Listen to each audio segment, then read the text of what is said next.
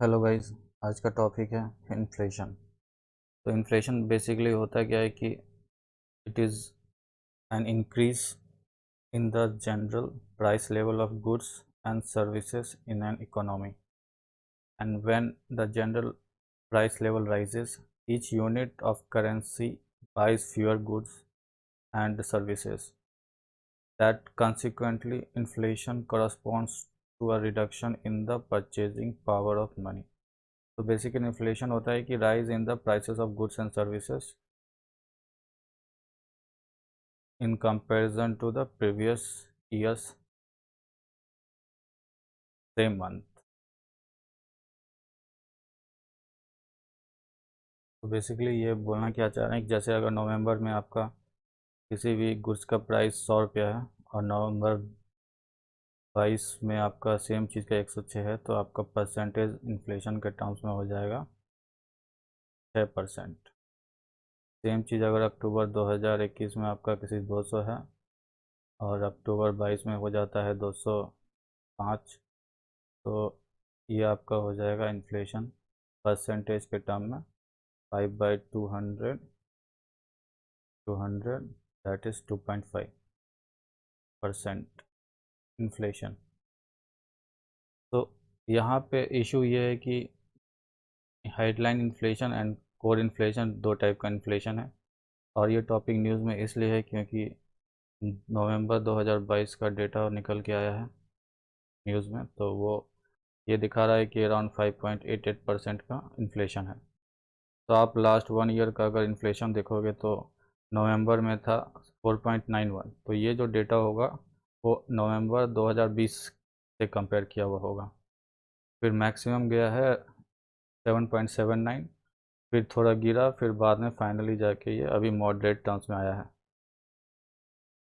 और आगे देखते हैं कि हेडलाइन इन्फ्लेशन बेसिकली होता है, मतलब ये बेसिकली कंसिस्ट करता है all the goods and services of of that economy. मतलब अब जो उस इकोनॉमी, एक इकोनॉमी मतलब एक कंट्री के अंदर जितना भी गुड्स एंड सर्विसेज प्रेजेंट है या फिर प्रोड्यूस हो रहा है, तो उसका जो दाम है तो वो इंक्लूड करके एक वेटेज दे के उसका एक एवरेज निकाल के कंपेयर किया जाता है। तो वो इन्फ्लेशन मतलब हेडलाइन इन्फ्लेशन के अंदर आता है।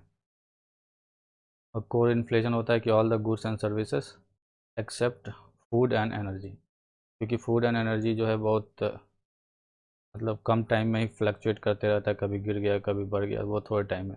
बट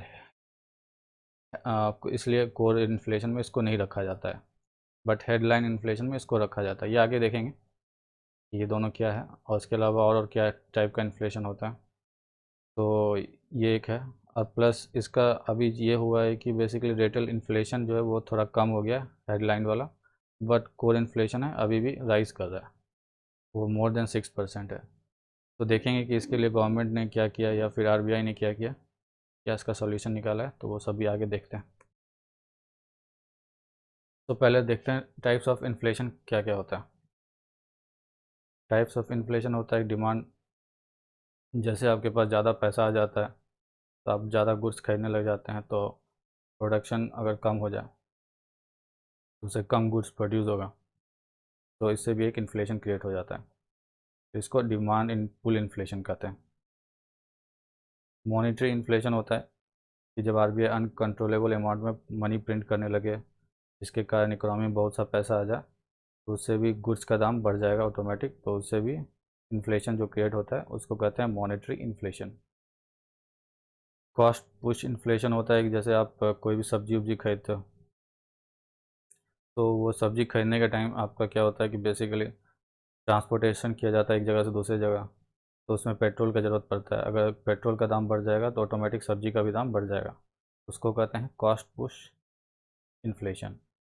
प्रॉफिट पुश होता है कि जब आप कार्टेलाइजेशन करते हैं या मोनोपोलिस्ट तो होते हैं जैसे ओपेक या ओपेक प्लस, तो उसमें बेसिकली ये होता है organisation of the petroleum exporting countries. तो वो क्या करते हैं, ज़्यादा प्रॉफिट अर्न करने के लिए अपना प्रोडक्शन कट कर देते हैं, जिसके कारण ऑटोमेटिक पेट्रोल का दाम बढ़ जाता है और उनको ज़्यादा प्रॉफिट होता है, तो उसको कहते हैं प्रॉफिट पुश इन्फ्लेशन। दूसरा होता है बिल्ट इन इन्फ्लेशन। ये बेसिकली होता है कि आपका जैसे धीरे धीरे इन्फ्लेशन बढ़ने लगता है तो लोग मतलब जो सर्विस करते हैं या फिर जो काम वाम करते हैं तो वो ज़्यादा सैलरी डिमांड करते हैं, तो जिससे क्या करती है फार्म्स लोग अपना जो कमोडिटी वो लोग बेचते हैं उसका दाम बढ़ा देते हैं। तो इससे लोग जो कंज्यूमर होते हैं उनके पास जो सामान जाता है उसका प्राइस बढ़ जाता है, तो उसको कहते हैं बिल्ट इन इन्फ्लेशन। और फिर रिप्रेस्ड इन्फ्लेशन होता है कि जब आपका वार के टाइम जब कमोडिटीज़ मतलब वार में तो यही होता है कि कमोडिटीज़ का दाम बढ़ जाना चाहिए, बट गवर्नमेंट अपना पॉलिसी बनाती है जिसके कारण वो लोग इस प्राइसेस को गुड्स का कम कर देती है।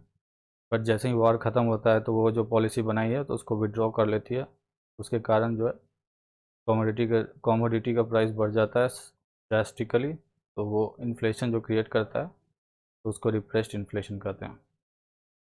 फिर स्क्यू इन्फ्लेशन होता है कि कुछ स्मॉल नंबर ऑफ कमोडिटीज़ का प्राइस बढ़ जाता है बट बाकी का सेम ही रहता है। जैसे आप देखते हो कि इंडिया में प्याज टमाटर ये सब का दाम अचानक से बढ़ गया, 100 के ऊपर चला गया, तो उसको स्क्यू इन्फ्लेशन कहते हैं। और फिर आगे देखते हैं स्टैग इन्फ्लेशन होता है कि जब आपका एक लेवल से ज़्यादा इन्फ्लेशन चला जाता है तो आपको इकोनॉमी बढ़ने के अलावा घटने लग जाता है, प्लस अनएम्प्लॉयमेंट जो है वो भी बढ़ने लग जाता है। मतलब आप एक लिमिटेड अमाउंट में इन्फ्लेशन होगा तो आपका इकोनॉमिक ग्रोथ होता है और उससे अनएम्प्लॉयमेंट घटता है। बट एक स्टैग इन्फ्लेशन में क्या होता है कि वो उस लेवल से जैसे 6% या 7% से ज़्यादा इन्फ्लेशन होने लगेगा तो आप देखोगे कि इकोनॉमी भी गिरने लगा ग्रोथ और प्लस अनएम्प्लॉयमेंट भी बढ़ने लगा है, तो इससे इकोनॉमी का भी कोई फ़ायदा नहीं है और लोग बेरोज़गार रहते हैं, तो इससे एक इन्फ्लेशन साइकिल क्रिएट हो जाता है जिसको कहते हैं स्टैग इन्फ्लेशन।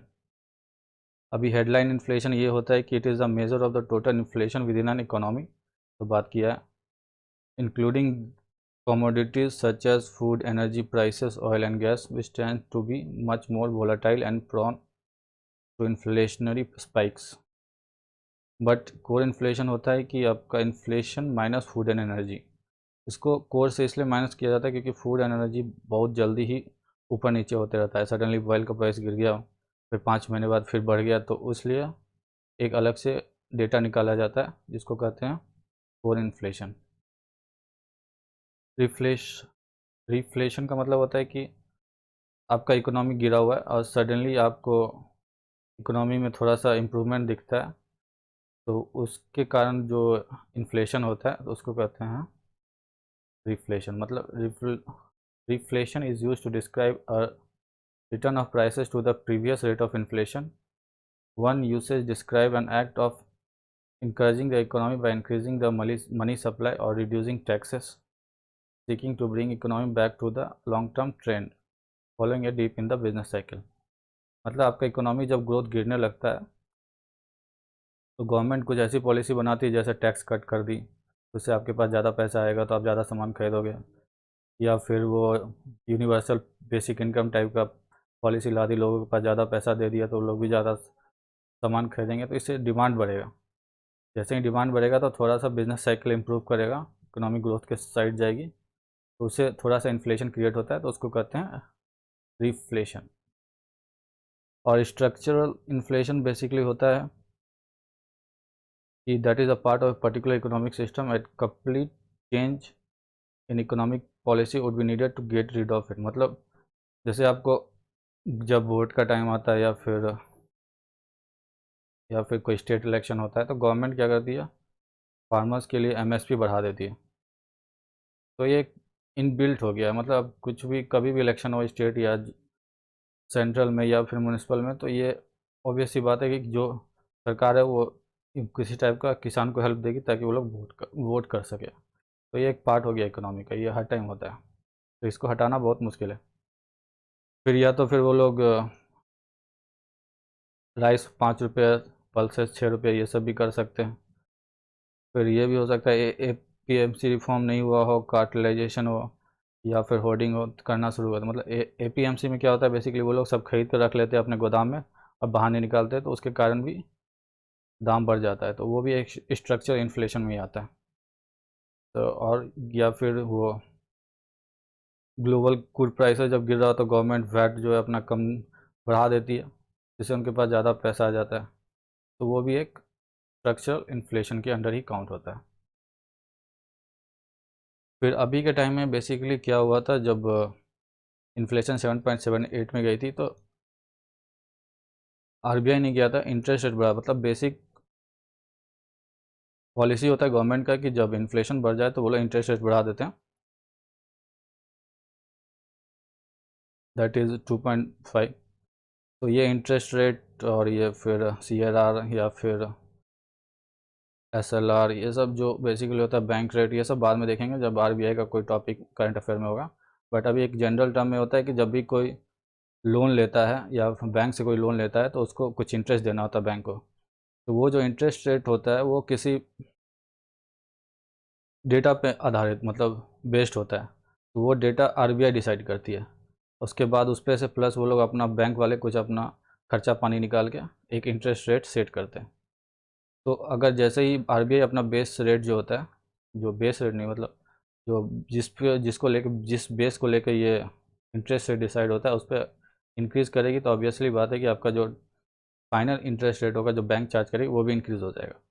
तो जब भी इन्फ्लेशन आता है तो बैंक आरबीआई क्या करती है कि अपना जो बेसिक इंटरेस्ट रेट है वो बढ़ा देती है। तो इससे क्या होता है कि इकोनॉमी में कम पैसा जाता है, लोगों के पास कम पैसा हो जाता है। तो ऑटोमेटिक क्या होता है कि जो लोगों का डिमांड है वो कम हो जाएगा और वो अकॉर्डिंग टू द सप्लाई आ जाएगा। और फिर प्लस उसके बाद क्या होगा कि लोग मतलब जो आपका इन्फ्लेशन है वो थोड़ा कम हो जाएगा। जैसे आप बोल सकते हो कि अभी मेरे पास 100 रुपया है, बट अब मैं अभी कोई घर खरीदने जाऊँ तो बैंक से लोन लेना होगा मेरे को। 106 200 का कोई घर खरीद रहा है तो मेरे पास 100 रुपया, तो मैं 100 रुपया का लोन लूँगा। बट जब बैंक बोलेगी कि हमको 20% इंटरेस्ट चाहिए तो आपको आराम से 110 करके या 120 देना पड़ेगा हर साल के हिसाब से। तो आप उस टाइम घर नहीं खरीदोगे। तो इस टाइप का प्रोसेस होता है कि आपको ज़्यादा डिमांड कम करने का होता है। जैसे ही आपका डिमांड कम होता है तो ऑटोमेटिक इन्फ्लेशन जो है कंट्रोल के अंदर आने लगता है। तो वही है। तो आरबीआई ने भी वही किया था कि RBI raise interest rate of by 225 basis point, that is, तो मतलब 100 पॉइंट्स का होता है 1%। तो 200 हो जाएगा 2.2%। Since May in a bid to contain fast rising inflation to some extent higher interest rates are beginning to affect by slowing down economic activity and curtailing overall demands। हाँ, तो डिमांड्स अगर कम होने लगेगा तो इकोनॉमिक एक्टिविटी भी obvious सी बात है कम होने लगेगी। आपका जितना डिमांड बढ़ेगा उतना ही लोग कोशिश करेंगे उसको प्रोड्यूस करके आपका डिमांड को मीट किया जाए। तो इससे आपका इकोनॉमिक एक्टिविटी भी बढ़ेगी, एम्प्लॉयमेंट भी बढ़ेगा। बट जैसे ही आपका इन्फ्लेशन थोड़ा सा कम करने के लिए ये बेसिस पॉइंट बढ़ाते हैं तो आपका इकोनॉमिक एक्टिविटी में इम्पैक्ट पड़ता है। तो इससे तो ये हो गया कि हेडलाइन इन्फ्लेशन कम हो गया। बट कोर इन्फ्लेशन जो होता है जिसमें आपका फूड एंड एनर्जी काउंट नहीं होता है उसमें ज़्यादा कोई इम्पैक्ट नहीं आया। तो इसका मतलब ये है कि higher prices have shift through the broader economy. का मतलब फाइनली होता है कि everything from clothes to houses is costlier now, not just fuel prices which tend to fluctuate rapidly. मतलब ये हुआ कि आपका जो फूड एंड एनर्जी के अलावा जो जो सामान इंक्लूडेड होती है गुड्स एंड सर्विसेज में, उसका जो प्राइस राइज होता है वो बढ़ गया है। फूड और एनर्जी तो फ्लक्चुएट करते रहता है, वो तो आप हेडलाइन इन्फ्लेशन में देख सकते हो। बट कोर इन्फ्लेशन में फूड एंड एनर्जी काउंट नहीं होता है। बट जो बाकी सामान है उसका जो काउंट होता है तो वो जो डिक्रीज़ है वो दिखा नहीं पा रहा है। उसका मतलब ये है कि आप कोई भी जो सामान खरीदोगे एक्सेप्ट फूड एंड एनर्जी तो उसमें आपको इन्फ्लेशन दिखेगा। एंड दैट टू बहुत डीप के अंदर, मतलब आपको ब्रॉडर इकोनॉमी में जाके ये मतलब फैल चुका है। तो इसको आपको अभी टाइम लगेगा इसका इम्पैक्ट कम करने में। तो ये था बेसिकली इशू। और ये जो डेटा निकाला जाता है इन्फ्लेशन का वो निकालती है NSO, नेशनल स्टैटिस्टिकल ऑफिस, जो आती है ministry of statistics and implementation के अंदर। और इसका विज़न है to be the best and most innovative national statistical system in the world and to effectively monitor the programs and projects for ensuring efficient use of the nation। ये इनका vision है। ये एक इंस्टीट्यूशन है जो मॉस्पी के अंदर आती है जो बेसिकली इन्फ्लेशन का डेटा रिलीज़ करती है। आगे बढ़ते हैं। आज के लिए इतना ही। Thank you.